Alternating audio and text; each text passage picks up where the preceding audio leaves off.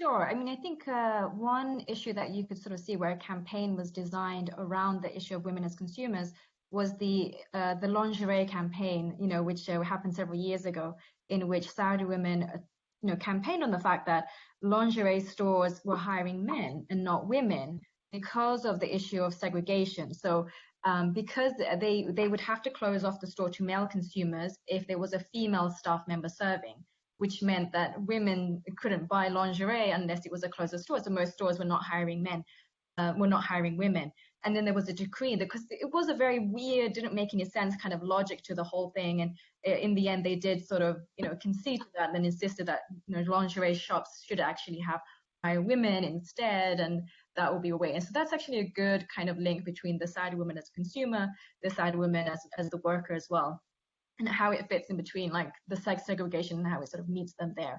The factor of women driving as well came into this issue where you had women, talking in their debates and discussions through the media about the impact of not being able to drive on their work. So women who couldn't get to work because they had to hire a driver, what it meant for their financial, and all sorts of costs and reasons like that, adding to the debate and discussion about the Saudi driving issue.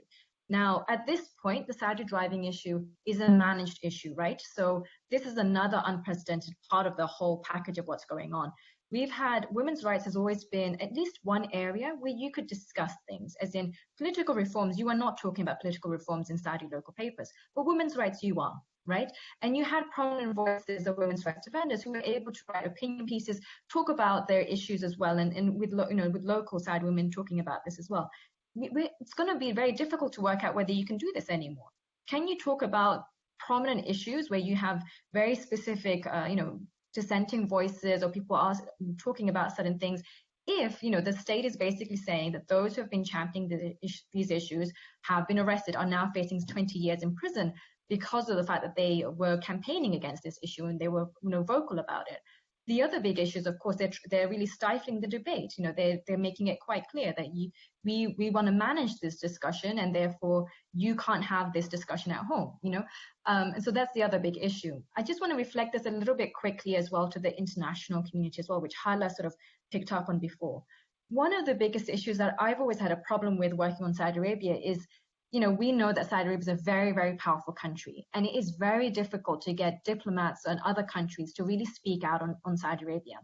And one of the things that they will say is reform should come out of Saudi Arabians themselves. As this is a conservative society, we can't really say much, and so on. And one of the things I always came back to them was, why won't you at least support the reformers, the activists and reformers within Saudi Arabia who are trying to drive this discussion? They're changing mindsets in the country, and yet they're being harassed, intimidated, and arrested. Why won't you stand up for them? And now with this crackdown, one of the biggest concerns that we have is not just how bad this is, but the deafening silence that's coming from other governments around the world. You have the United States, which what they said is almost nothing on this issue, to a bunch of other countries, which from Western capitals in particular, who have said nothing. We've only seen Canada, which have actually come out and said something quite strong about how they've requested information about these arrests and also called for their release.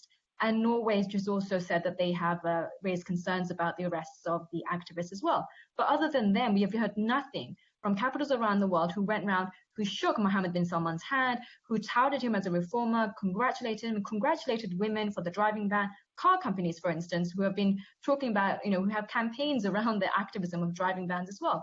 And yet no one has come in defense of the women who actually championed this issue. And doing that sends a huge message, not just to Saudi Arabia, they can get away with it, but to the activists and to the women. If you do this, no one is going to be by your side.